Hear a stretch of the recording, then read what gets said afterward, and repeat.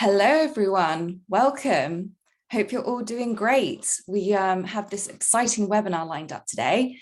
So we've got the webinar, Audience Builder is being retired, what next? And when a product is announced to be retired, this is the question really that's on everyone's minds.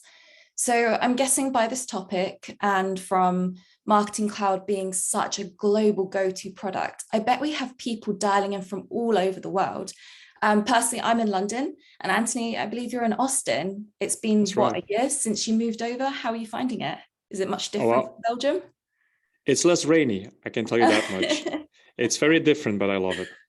Yeah, great. And business is going really well over there as well. You've settled in very nicely. Oh, fantastic. Yeah, we keep onboarding some really great customers. We have a full team here now. It's fully operational, still hiring. It's really exciting times for us. And we're also still expanding our platform. There'll be more news about that. But today it's all about platforms that are shrinking, let's say. Yeah, exactly. But we've got some solutions and some answers here. So let's get started. So I'm Lucy Mazalon. I'm the operations director here at Salesforce Ben. Basically, that just means I take all the craziness that our Salesforce ecosystem kind of throws at us, and we try to make sense of it, iron it out so that we can continue delivering more to advance your career. I'm a Salesforce marketing champion. In a past life, I was a Pardot and Salesforce consultant, dabbling in a bit of Marketing Cloud, but don't worry, we'll leave Pardot out of this presentation. But where I got my Salesforce know-how, Marketing Cloud know-how, is through founding and running the Drip, so a media site dedicated to Salesforce marketing topics. And I'm joined today by Anthony. Do you want to give a little overview of who you are and what you're doing here? Yeah, absolutely. I mean, first and foremost, I'm of course a huge fan of Salesforce Ben and the Drip. That goes without saying. In a past life, I was a consultant specialized in CRM and marketing automation, working for a few well-known consulting firms throughout my career. But for the past couple of years, I've been in a very fortunate position to be at the helm of this fantastic company called DESelect. We enable marketers that use Salesforce to get more out of their data through segmentation, deduplication, and since very recently, saturation control. And today, of course, the focus will be on segmentation. Absolutely. And thank you so much for being here. I couldn't ask for a better presenter on this topic today because you care so much about how marketers segment in Marketing Cloud, and founding one of the first apps on the App Exchange for Marketing Cloud. So yeah, thank you so much for being here. And this is our plan of action for today. So we're going to cover 4 main pillars. So first of all, Audience Builder, the background to it, what to expect when migrating, some strengths that you should replicate and take into your new solution, and perhaps what that looks like. So the life after Audience Builder. So let's kick off with Audience Builder background. Great. So I think I'll pick up the word here, and we've added a screenshot on the right-hand side. So Audience Builder, as many of you on the call today may know, was the legacy solution that Salesforce offered for Marketing Cloud when it came to segmentation. It is a very robust solution. For the end user's point of view, it is very easy. And it was fully integrated with Marketing Cloud, which allowed marketers to essentially get all their Marketing Cloud data, segment across a number of what Audience Builder calls dimensions. So these are like variables, parameters, as you like, and then relatively quickly be able to build those segments, push them back into Marketing Cloud, and then launch your campaign. Great. And so who typically uses Audience Builder? Is there a particular size of company or a type of marketer? Mm-hmm. Yeah, that's a great question. And I think the real use case for Audience Builder, of course, stronger when you're doing a lot of outbound activity and you have segmentation needs. So that's why audiences and Audience Builder were usually based on a combination of behavioral and demographic data. Marketing Cloud users may be familiar with data views, so opens, clicks that are gathered in Marketing Cloud. So that's used. So that's sort of, the use case that would trigger it. You would see this across varied industries, since segmentation and personalization is so key. But think about industries like a classical example for me is insurance, where you have a lot of cross-sell activities, but then also retailers, media, other financial services firms, and so on. I will say though, when it came specific to the product of Audience Builder, and that's the second bullet on this slide, it actually required Salesforce professional services. That has a little bit to do with the history of the solution itself. But what it meant was that once you purchased Audience Builder, you had a significant amount of service fees to pay just to get the solution up and running. And so that's automatically pushed the solution together with its use case. The price point itself also pushed it a bit more up in sort of the segments that Salesforce itself is serving. So I'm trying to say that we're usually larger teams, larger budgets that would use this. Yeah. I suppose that was what makes it quite stand out, like makes it stand out from the other studios in Marketing Cloud. Would you agree with that? Or is there, maybe perhaps, your third point here, it's a separate database. Is that quite unusual compared to other Marketing Cloud features? Yeah, no, that's a really great point. I mean, many people will remember Marketing Cloud once upon a time was called ExactTarget. And so it came with a number of studios and builders are fully integrated into it. So when you're looking at Audience Builder as a user, it looks like it's just one of those builders or studios, however you like. However, unbeknownst to maybe some users, it is actually a completely separate database. It's hosted separately. And so that has pros and cons. The pros of that was that the type of database that was underlying it was much faster. So for segmenting fast against millions of data points, great. However, that also meant the data was only syncing every 24 hours. And so for many marketers, that meant they were effectively always segmenting against outdated data. That's okay for some use cases, but if you think about even certain basic things like unsubscribes or maybe like recent transactional behavior, that was a drawback. Yes, totally. And I suppose, yes, it is a drawback. But like you said, it works for some people, but I just think it's kind of just one of those unknown things unless you actually use Audience Builder. I never realized. So yeah, thanks for shedding some light on that. But of course, why we're here, because it's going to be eventually sunset. Do you have any more information on that, or is it just still quite an open date? Yeah, well, that is the big question, of course, Lucy. So Salesforce initially announced that the solution would sunset 2 years ago. That was under its partner channels only. And so news gradually became available to customers that this was the case. So it does mean that till this day, they do support the platform for those who have already acquired it. But I think for over a year already have not been selling it. A hard date for when it's like finally being decommissioned has not been communicated, but I think by now it's a matter of time because it's been a few years in progress, this shift. So yeah. All right. Well, yeah, we're keeping our eyes and ears open for more on that. But I think you can never be too prepared when it comes to this. So yeah, let's move on. Great. Yeah, and maybe here I'll just quickly jump into the business benefits. And I mean, we've already touched upon some of these, but in this day and age where one-on-one personalization communication is so important, it really drives revenue. Obviously, good granular segmentation is just super effective for reaching the right customer, and ultimately that's about marketing generated revenue, more personalized journeys, more leads. So it's really the effectiveness side of the business benefit that Audience Builder had. And so that's something definitely to keep in mind going forward for those who need to migrate away from it.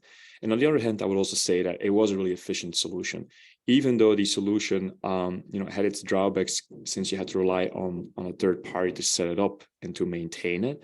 Once that was happened, and provided your data model didn't change too often, it could actually be quite intuitive. And so there's been a few customers that I spoke with that actually liked working with the solution. Once it was all set up, it was a pretty intuitive UI. So even less technical marketers could segment.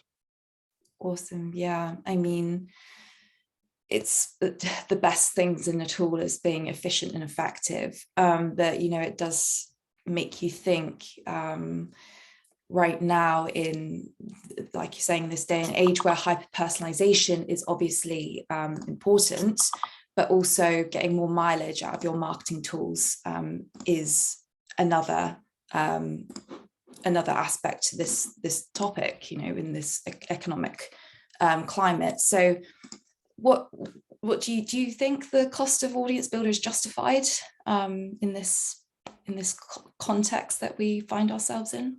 Yeah, so definitely before the current macro, let's start there. Yes, for large organizations. We have one customer, for instance, that went as far as saying that if it was not for the personalized segmentation that we would offer, that they would lose 2 million in revenue. That's crazy. So that really justifies investing, especially when you have a certain scale and you have your dedicated marketing operations team. For smaller organizations, that will be maybe more questionable. They maybe would have to, do with other workarounds. In today's macro, ironically, I would even say yes, even more. It reminds me of a large financial services company here in North America that we, have been having conversations with. What was really interesting to hear from their point of view was that this year they actually had to do an NFT hour reduction. Didn't necessarily mean they had to let go of people, but at least they had to justify to upper management that they were getting more efficiency out of the team. And so that actually put marketing enablement solutions on the roadmap for them. So they were investing more in solutions that would cause more efficiency against their resources instead of just adding headcount. Yeah, it's that is some crazy statistics. And I think you've probably got loads of those in your back pocket just from the amount of Marketing Cloud customers you interact with every day. And of course, Anthony's going to be here for a Q&A after this webinar. So any questions, please start dropping them straight away into the Q&A box and we'll get to them at the end. But right, we've gone over very much, what the point of Audience Builder is, but how does it actually work? Let's go see in the next slide. Sure. This is a basic overview of segments that can be built in Audience Builder. So first of all, this is just the different segments that have already been created. For instance, here you could see the names of different segments that a person would have created. You could see the audience count. And here already it's suggestive of the scale that Audience Builder could support. For instance, we have this one segment here with 4.5 million contacts in it.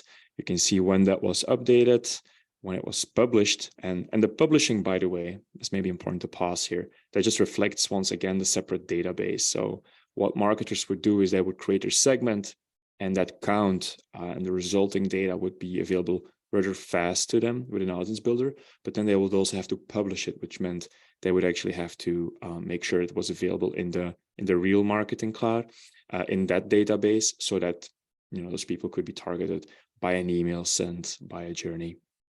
And then some other columns, I think, which are very self-explanatory. Maybe I'll also pause here, Lucy. I was also kind of curious if you maybe want to shed some light on if the Drip or Salesforce Ben has ever covered Audience Builder, if you've actually had exposure to it or seen it in communities. Well, I have to admit, because this was you asked me this the other day. No, actually, we haven't. And forgive us, because I find that Marketing Cloud is such a maze of products and features that sometimes there's a couple that we miss off. But I'm glad that Audience Builder has been brought to our attention in this respect, because I wasn't so familiar with it to begin with. I think I get confused between Contact Builder and Audience Builder and everybody else. And all the other data management little features. You mentioned dimensions before, you've got populations and this and this. So no, but like I said, glad you're here. Yeah, for sure. And I would say too that it is true that things can get confusing in Marketing Cloud, but ultimately it's also a reflection of just, we're talking about a very performant platform that's extremely flexible. So when you're talking about large organizations with complex use cases and definitely enterprise, it is still the right platform, but you need to know what you're getting into, and you need to be ready for that. And so in addition to that, it was for a long time, even for partners, it was hard to get Marketing Cloud orgs, and Audience Builder, I believe, has never been available for partners, only during projects, because Salesforce Professional Service had to set it up. And I think that's why it was often a black box for many people. Yeah, it's interesting. So you're basically learning on the job all the time. And we're going to turn it over to you now. Were you actually aware that Audience Builder is on the way out? You know, change happens a lot.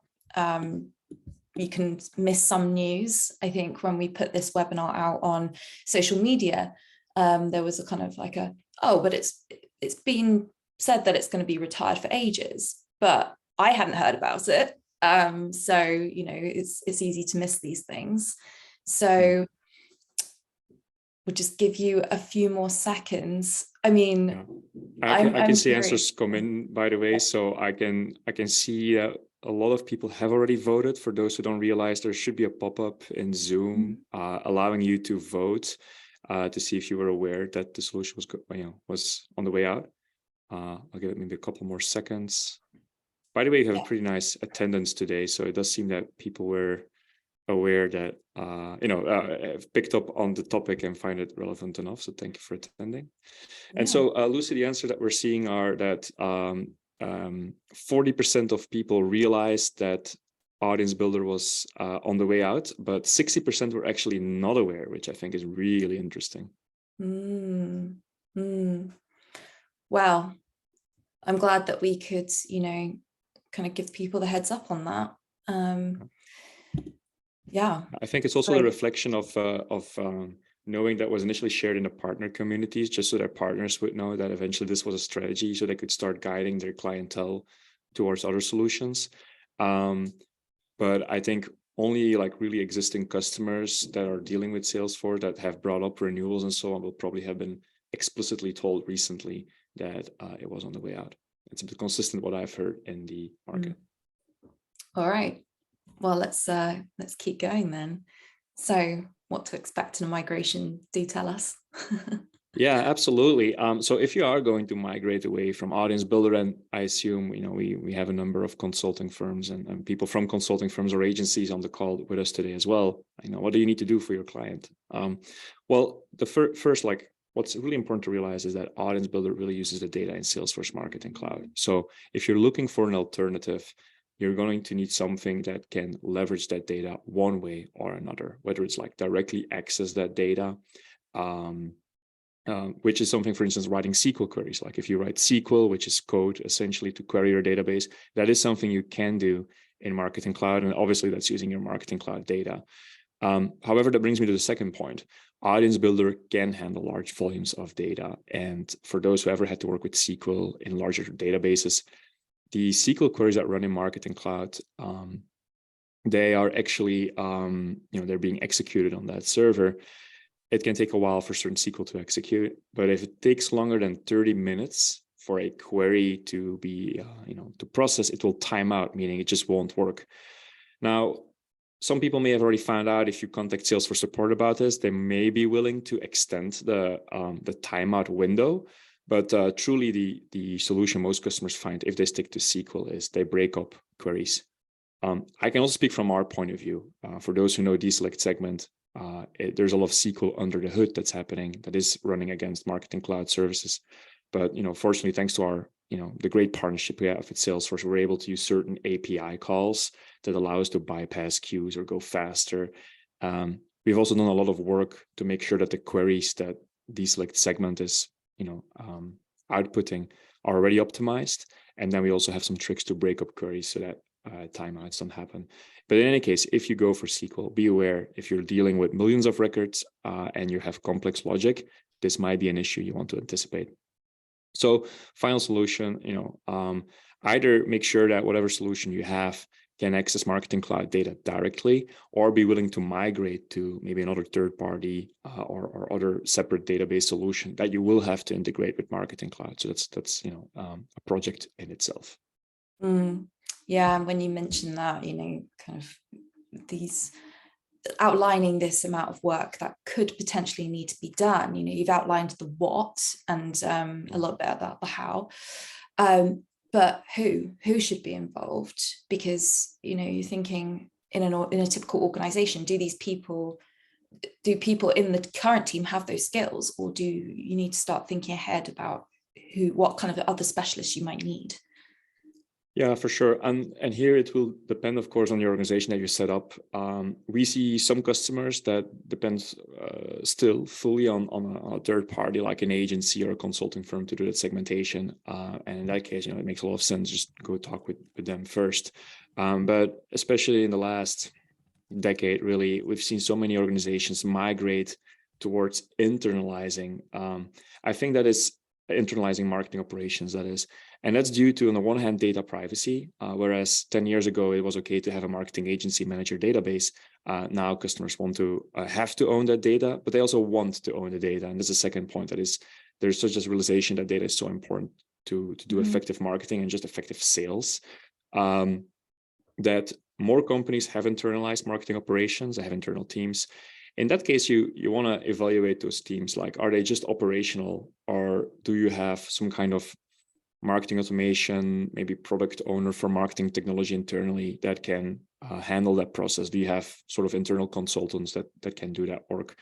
I think all of those people are really important. And as always, when you're dealing with this, it's very, very easy to fall into the trap of making this a very abstract exercise. Actually go and look into the segments that have been built, talk with the people who are doing the day-to-day segmentation.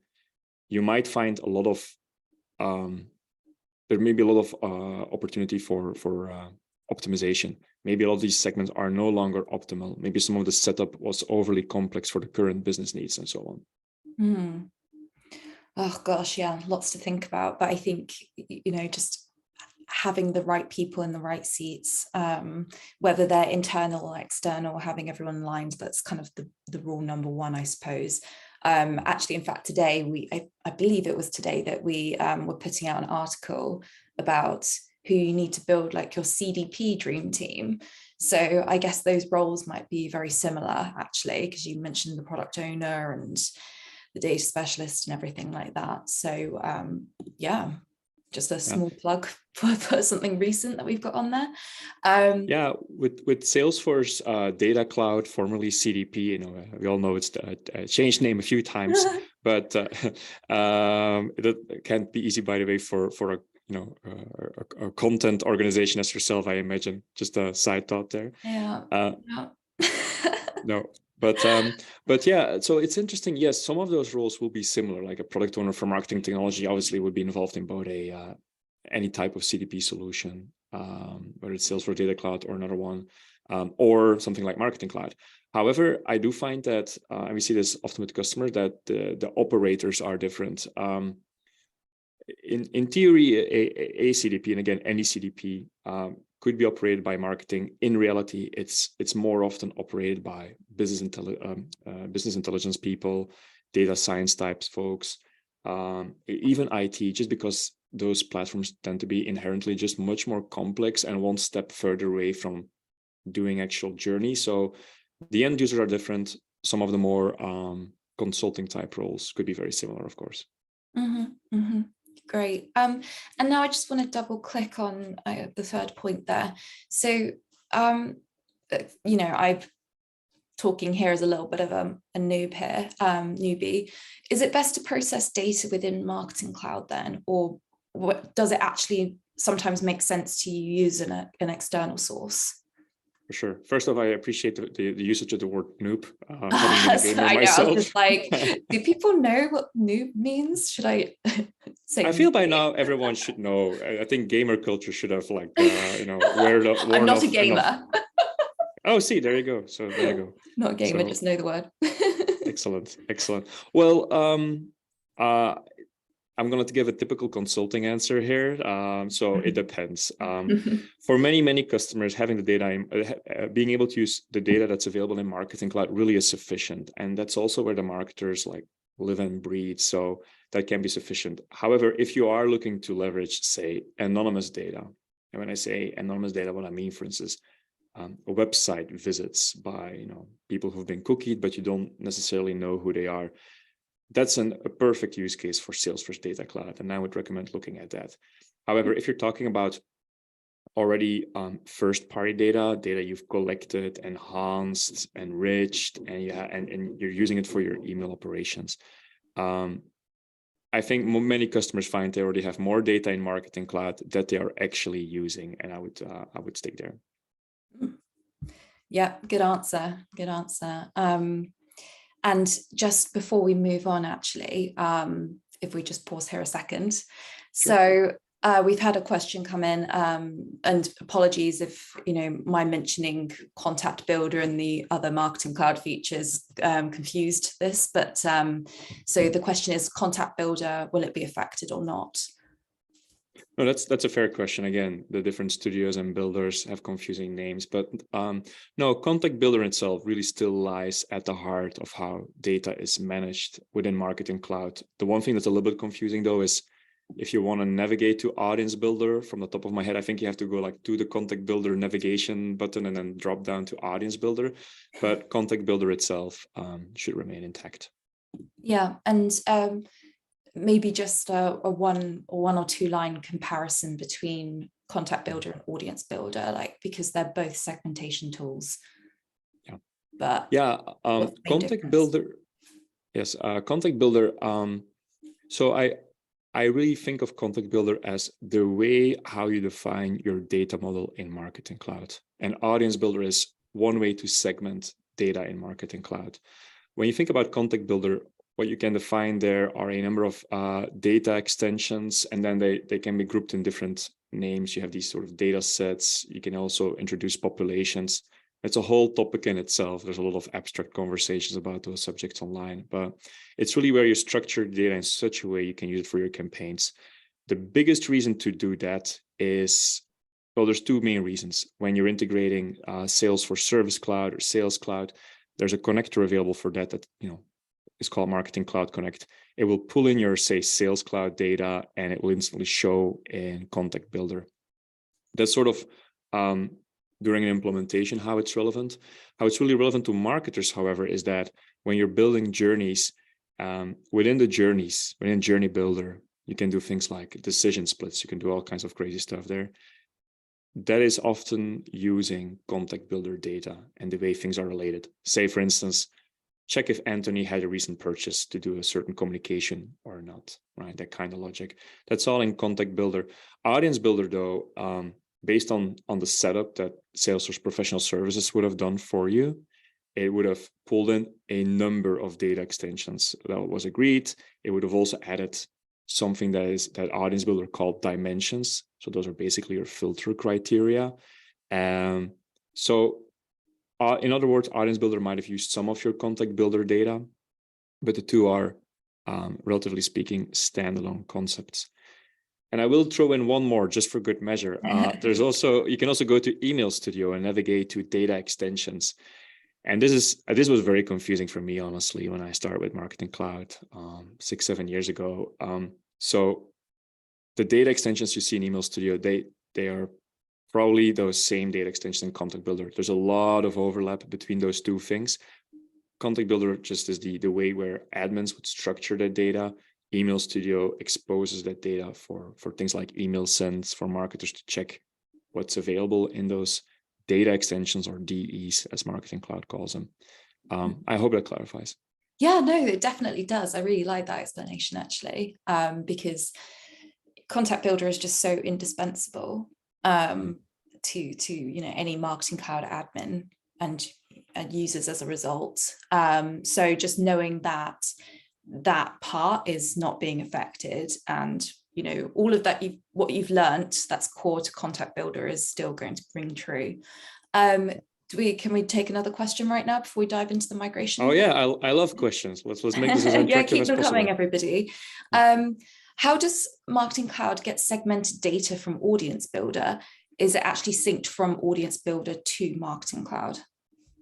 Yes, exactly as the question was asked. So once you create your audience in Audience Builder, you can publish it back to Marketing Cloud. The data arrives in a data extension. You can use a data extension in a journey or an email sent. That's how it's worked so far. Great, thank you. Let's move on to what to expect in a migration then.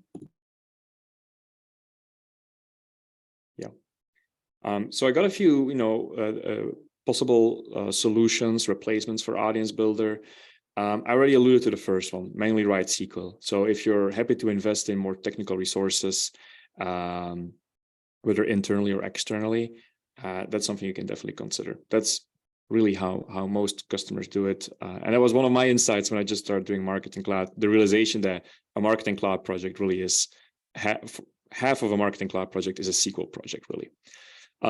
Secondly, have a system integrator, so either consulting firm or an agency, do that as a service, whether it's in SQL or some other way. Maybe even extracting data and running their own SQL server, because the SQL in Marketing Cloud also has limitations, only supports certain functions. More than enough for most people, but still. Third, this is super rare, but have a system integrator create a custom solution. So, I've now been doing this for a few years, and I think being so niche as we are, there aren't, I always say our biggest competitor is SQL itself and just sort of inertia. But we have seen over the years a couple of SIs who have built their own solution with varied success. I think everyone just underestimates just how complex segmentation can get under the hood. And the most recent example I know of was a large SI focused on healthcare that had their own solution. And what is really interesting is that they stopped selling that one, and they've replaced, they were using it in-house too, and they've replaced it actually with DESelect. I think that's just a testament to just how complex it is, and it really needs focused effort to do this. So beware if you go that way. Fourthly, and I think this should be obvious to everyone. I know Salesforce is pushing this really hard in the market. It's really exciting. It's the Salesforce Data Cloud, until recently called their CDP. And it's a really interesting space. And I think we could easily do a series of sessions just about Data Cloud. But in a nutshell, a Data Cloud would be your, think of it as a data warehouse that can house not just marketing data, but also service data, customer experience data, sales data, whatever you want, and merge that together. And then what Salesforce calls unify that data. So maybe, you have Anthony's popping up different times in your database, and maybe even have some web tracking data, that anonymous data I alluded to earlier. But is it the same, Anthony? Should we merge those records? That's unification. So that can do that. Data Cloud also has segmentation. It is a capability of the solution that is still being expanded. It has limitations like all things, but that is definitely something that customers use it for. And then the last thing that the Data Cloud does is activation. So ultimately, activating the data means you will send that data back to something like Marketing Cloud to really execute your campaign. And Salesforce Data Cloud has its own unique strengths and weaknesses. If you look at this kind of category, I think the obvious benefit is it's a Salesforce product. If you already have a lot of Salesforce solutions, that can make a lot of sense to you. And from our point of view, we love Data Cloud. That's actually why on the right-hand side, we got our own mascot, Didi, doing magic with Genie, which is the rabbit, which is the mascot for CDP. But because we really see ourselves as an extension of Salesforce Marketing Solutions. And whereas today we don't support Parted yet, we do really have our eye on Data Cloud. And we have customers that have Data Cloud and come to us to further expand their segmentation capabilities. Mm-hmm. And so finally, a third party or App Exchange solution. So we are obviously on App Exchange, and there are other third-party solutions that allow you to segment as well outside of the Salesforce ecosystem. All right. Yeah. Lots to think about. It's oftentimes you have, maybe 3 possible alternatives, but here we've got 5. And Michael just asked a question, actually, if we can just talk about the first point. For the first replacement solution, so manually write SQL, would you propose this is all done in Marketing Cloud or outside of Marketing Cloud and then import back into Marketing Cloud? Maybe just clear this one up. That's a great question, Michael. So, I would strongly advise to do it inside of Marketing Cloud. There are like I said, and now we're getting technical, but there are SQL is code. So it has different methods and operators. The SQL that Marketing Cloud supports is a very specific dialect of SQL, if you like. So some things it does not support, but it is still very extensive. What you should know, though, if you go this way, is you're going to have to train people in SQL. And I find, especially for marketing leaders, for VPs, the biggest concern is just attrition of their team. because not a lot of marketers get really excited about writing SQL. I mean, that's you want to make their job as efficient as possible so that they can focus on the marketing, which is content personalization. So that's something to be wary of. The other thing is that the error handling for SQL is not super great in Marketing Cloud. However, there is luckily a free solution. It's supported by Salesforce Labs, which means it's not a Salesforce official product, but someone at Salesforce in his free time made that product. And so it has some support for it. And it's basically like a code editor. If you've ever written any kind of code, a code editor is just to make sure you're writing the right thing, that you're not making spelling errors, if you like. I would, if you go this route, I would recommend go to W3 schools, get a SQL course. That's what I did. Back in the day when I was a consultant, get Query Studio and use those two. The big concern though is like how much time is it going to take? If you have limited segmentation needs, SQL can be a good possibility. If you're doing a lot of it, the amount of work that it causes can explode really very fast, especially debugging, and not to mention supporting it gets complex. So if you really want to enable your marketers, I think looking at some of the other solutions will be more helpful. Wow. This is really a webinar with lots of juicy tips and tricks here. Did you have the name of that Labs app? Query Studio. Query Studio. Okay, great. Yeah, Salesforce Labs, such a great program. So much ingenuity comes out of that, right? Just because it's almost like a Salesforce employee sees something missing from the platform, they go, I have the power to make this. So check it out, check that section out of the App Exchange. I'm sure you'll find something interesting there, as well as Query Studio. All right. Great. So maybe I'll shed a little bit more light on what to expect in a migration. And one thing that, and so these things we have noticed before as well. I alluded before to the fact that queries might time out. And so that's something we saw. A customer that had switched away from Audience Builder was starting to get into SQL queries, and they were timing out. So to manage that challenge, the data extensions and queries were simply broken up into chunks. So say before, if they had one monstrous data extension with dozens of millions of contacts, we would work with them to first filter out those contexts that were relevant to their segment before applying more logic, and just breaking it up in steps, make sure that those timeouts don't happen. And I mean, the metaphor for that is a bit like going from cable to streaming. So the legacy cable package, like Audience Builder, is very comprehensive, but it's expensive. It needs maintenance, and especially you're dependent on technicians to come by, Salesforce professional services in this way.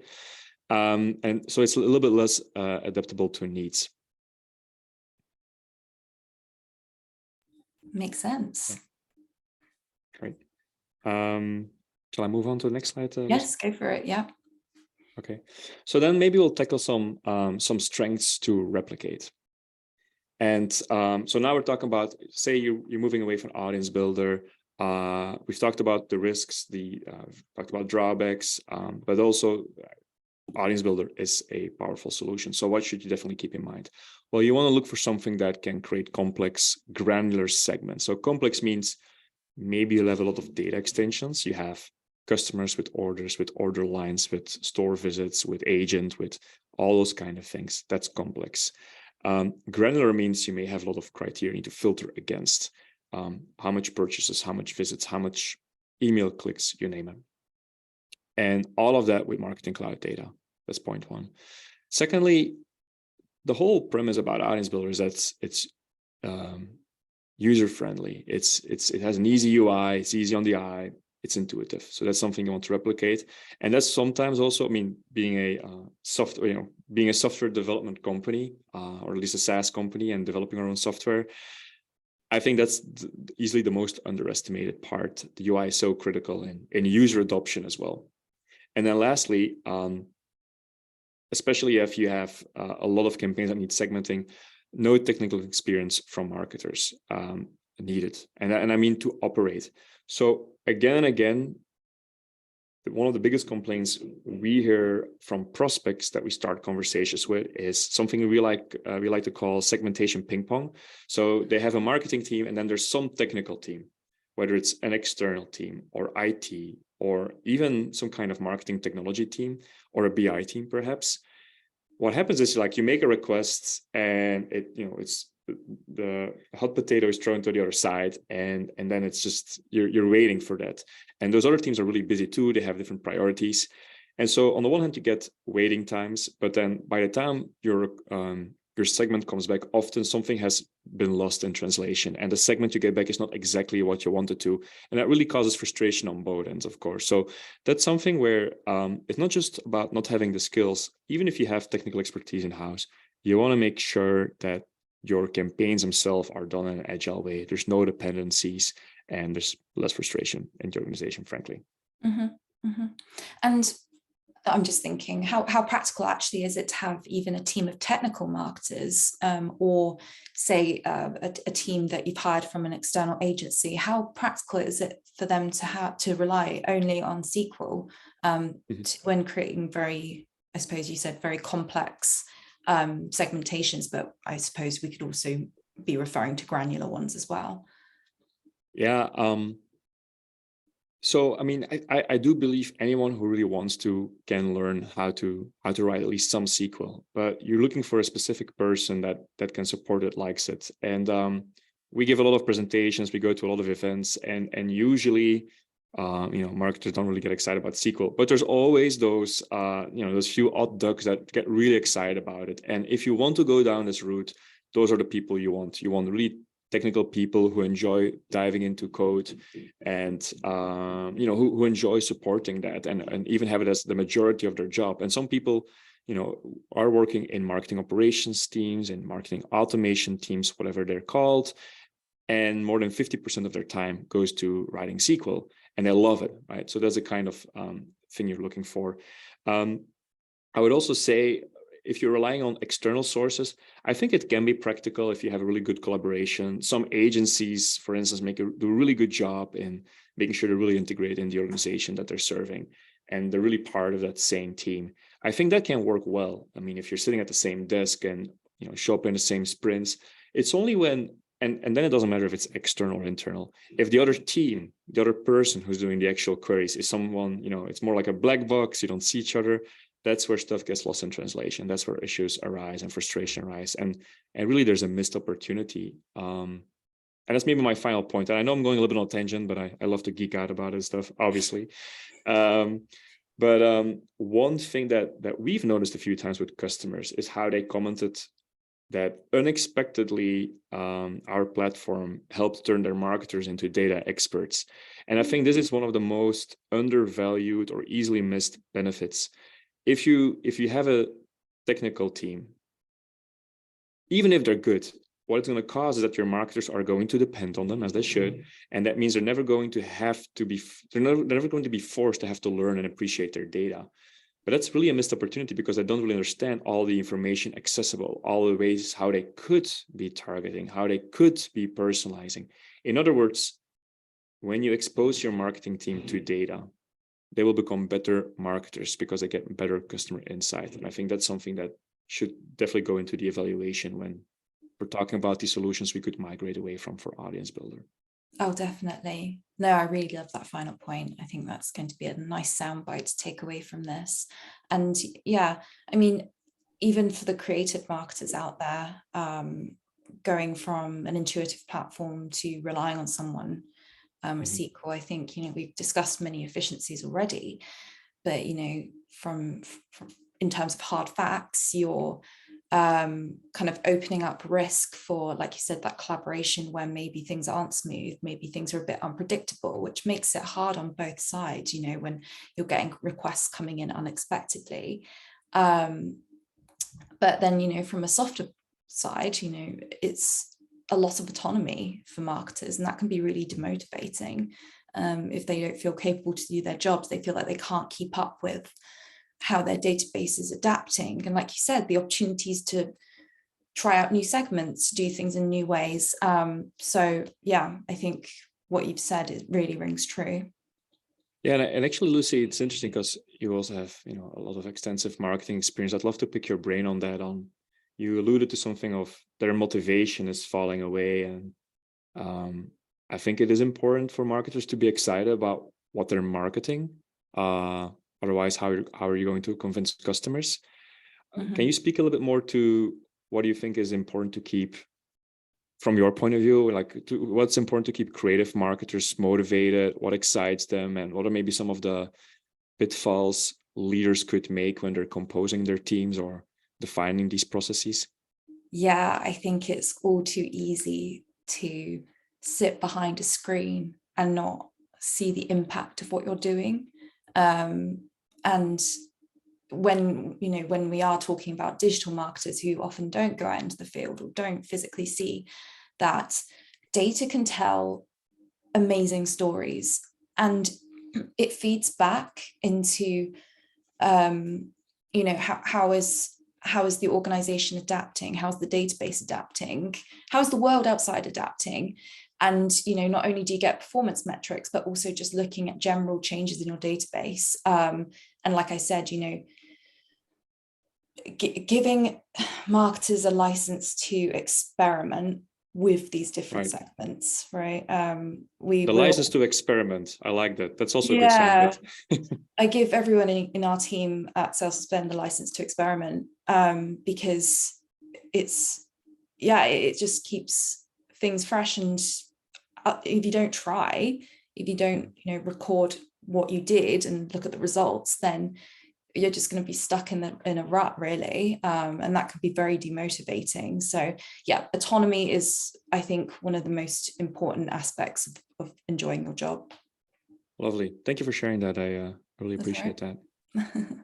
So this is an interesting question. I think our viewers are probably glad that we've made this multiple choice. But what do you consider Audience Builder's greatest strength? Now that we've been through a lot of the background and strengths, what really stands out to you? Or you haven't used Audience Builder, that's also an option. Great. And I see our new poll that we just pulled up in the webinar is starting to get some results. Thank you all for voting. I'll give it maybe half a minute more for people to cast their vote. Yeah. I won't ask you for your answer right now, just so we don't influence anyone. Oh yeah, sure. Yeah, let's not bias results. As a former as a psychologist in training, I appreciate not biasing my results. We need a good sample. What is it? Control group, or unbiased. That's it. Okay, I think I will slowly tie up. I mean, so for me, the and I know some people still have to answer, so I hope we're not biasing, but okay, we closed the poll, thanks. So for me, I think the large data processing is one of the more interesting ones. So while Audience Builder is granular, I'd say that, and maybe I'm biased now because I'm also looking at the results, but the granular segmentation is powerful, but you're still reliant on Salesforce professional services to set it up. So if you start out with a setup that was kind of limited, if you're an end user, then you would basically have to go back to your leader and say, hey, we have to call in these guys again because we need to add more parameters. So that was a little bit, it was yes and no, but the large data processing was definitely one of the strengths. It was a separate database. It could run very fast. But looking at the poll, so granular segmentation, okay, it had the least answer. 7% said that. 21% of people said large data processing. 21% said ease of use, and actually half of the people had not used Audience Builder again. And I think that also goes to show that it was a hard solution to have available in many orgs. Interesting. Before we move on, I wanted to just address one question that came in. Attribute groups. Will existing attribute groups be affected by the change? As in Audience Builder being retired? No, that's another great question. And so there, it's a similar answer as Contact Builder. So for those of you who don't know, attribute groups is also something you can define in the Marketing Cloud data model. Attributes, it's basically the same as a field. And then depending on where you look in the interface, it can be used for a filter. So those should not be affected by Audience Builder. Either, again, only Audience Builder pushes back some data to Marketing Cloud, and that appears in regular data extensions, so there should be no impact. Great. All right, so let's see what's next. Yes. Weaknesses. Right. And so I think we'll keep this short and sweet, having already alluded to some of these things, but so weaknesses you want to avoid if you can. If you're going for, especially the first bullet, if you're going for an external data source, be aware that you'll probably be integrating that with Marketing Cloud. And if it's a real-time sync, great, although that might be costly in terms of hosting costs and so on. Usually that goes through something known as an FTP server. That means a daily batch of data that syncs between maybe your data warehouse and Marketing Cloud. But if you can avoid it, that's better. Second, implementation.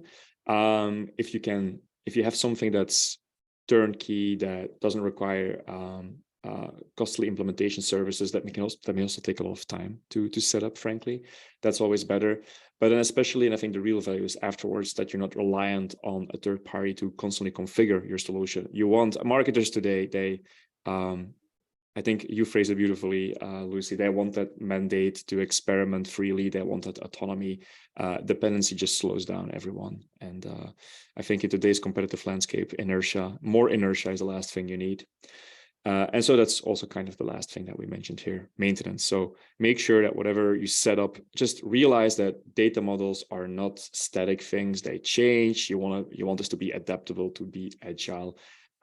So yeah, I think those are the weaknesses. Yeah, I mean, it's. I think when we were just talking before about the reliance on other people, for example, say an external team, it's like, okay, if you have to wait, say 2 days for that segment to come back, if Audience Builder has that 24-hour sync, then you just want to make sure you're not taking steps backwards, and, holding some standards that you actually, would like segments to be faster than 24 hours in terms of like the data that's being used. So yeah, I think this is a very good slide for everybody to snapshot in their minds when we move forward. Absolutely. Great. And I think we got our poll then. All right, then. How is your team planned for the end of Audience Builder? And I think just judging by, people not knowing it was retired, it was 60% of people, right, didn't know it was being retired. And then the majority also not having used it. I wonder what we'll get here. I love the first one. We haven't, just business as usual. Nothing to see here. It is really interesting to see as well. So we'll give a little bit more time. I see the poll has popped up and people have started answering again. Give it a bit more time. And obviously, Anthony's here. You've already seen what a wealth of knowledge he has, and in terms of ironing out and describing all of these different concepts in Marketing Cloud. So take this opportunity to ask questions. As you said, Anthony, pick your brain. Absolutely. And maybe Lucy, while we wait, I can also ask you a question, perhaps. I was thinking, from your point of view, and you have a very unique seat at the Drip, but do you think that modern marketing teams can realistically continue to rely on second parties or professional services when they want to update, modify their marketing operations? Is that a setup that can still work? If so, when? Or if not, why not? Look, and we already mentioned, what's the SLA, like the service level agreement that you do have with this external team, because if it's 2 days, then, essentially, and that's through no one's fault. It may just be that these requests are unpredictable. I'm thinking about it from like a consulting point of view, having worked in multiple consultancies. It's these bitty requests that aren't necessarily fruitful for either side, right? Not only is it delaying the customer getting the segment, but it's these small requests that aren't fruitful. Having projects is a much better way to build up a pipeline. And that's where we should be using specialists, right? Is on these projects, innovative. There's just so much coming out all the time in new releases, and just look at CDP, how much that's grown in the space of a year in terms of scope and functionality. So yeah, I just think, let's be pragmatic about how and when these external services are being engaged with end users.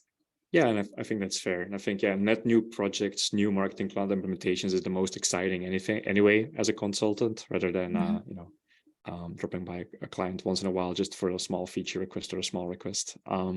Meanwhile, I think we got enough answers. So maybe not surprisingly, but maybe somewhat shockingly, for 33% of respondents, they have not made any plans. So it's just business as usual. So hopefully this webinar has served as a very informative wake-up call for that.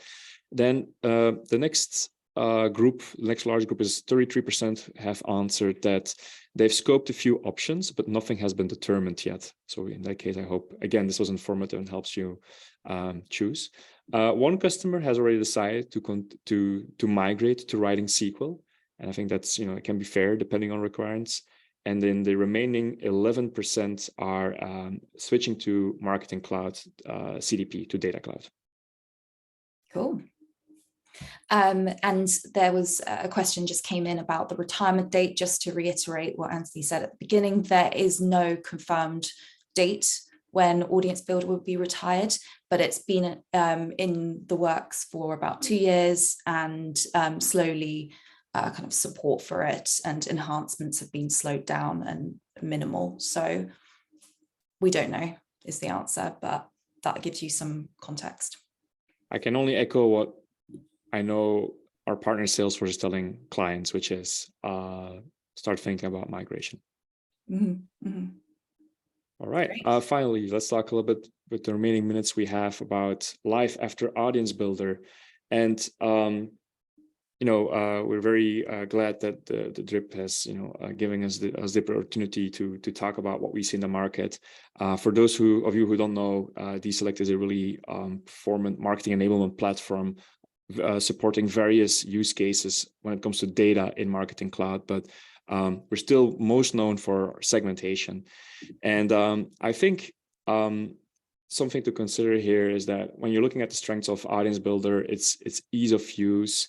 It allows granular segmentation, especially that volume is really important. And I already alluded how we can handle that. And where it's true that DESelect essentially spits out SQL and saves it in Marketing Cloud where it's executed, the way we can do it and the APIs available to us are not available to everyone thanks to our partnership.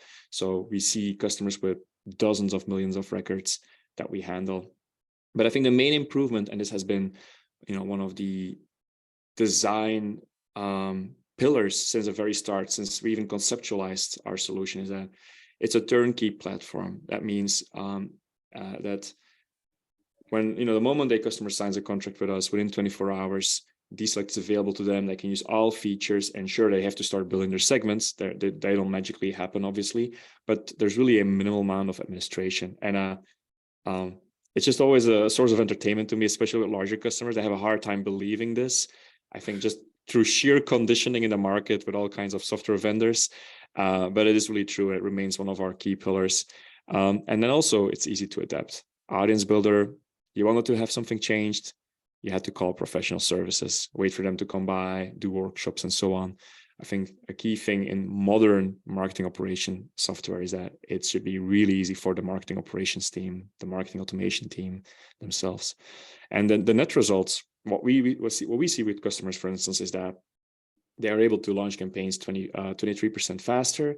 So way faster go-to-market, which is so key in today's competitive landscape. And they can make changes themselves. And all of that results in a higher amount of marketing generated revenue. Yeah. I mean, taking all the best of what SaaS gives the world, really, like you're saying, with the turnkey solution, and as it should be. So I just before we move on, and I know we're at the top of the hour, so I won't fangirl too much, but I've known DESelect from the very beginning, and I just see what you all have done, and how much this has grown. And I think that's just a real vote of confidence for what, the problems that you're tackling. So I mean, that leads us on very nicely to your to one customer here. Yeah, exactly. And I think we should probably round up soon. We can share the slides afterwards as well. But I think ultimately it's about making real business benefits and making lives easier and more fun for marketers operating these complex platforms. And so take, for instance, On Brand. It's a financial services organization. They had tried SQL, they had tried Audience Builder, they had a whole team of technical experts operating it already for many years when we came on their radar. But I think they've been a great customer of ours. And what they found is that with the DESelect platform, they could increase their marketing efficiency with 50%. There's a great video of that, by the way, that we shot with their head of digital marketing that you can find on our website. I don't know if we have more time to go to the next slide. We can continue. I think, like you said, these slides in this recording will be available afterwards, after the fact. Sure. But I wanted to ask you how, just very briefly, just 1 or 2 minute, 1 or 2 line overview. How do you define marketing efficiency? So that was in the metric on the slide before. Yeah. What does that mean? Yeah. So there's 2 ways to look at it. So the way there's just marketing efficiency as a whole. What that means is the amount of campaigns a team can execute within the same time frame, and that's just because they're working more efficiently. The other way that we often measure and we try to build business cases with customers is we look at the amount of time they're spending on data. One thing that we discovered very early on is that teams using Marketing Cloud on average spend 40% of their time on data.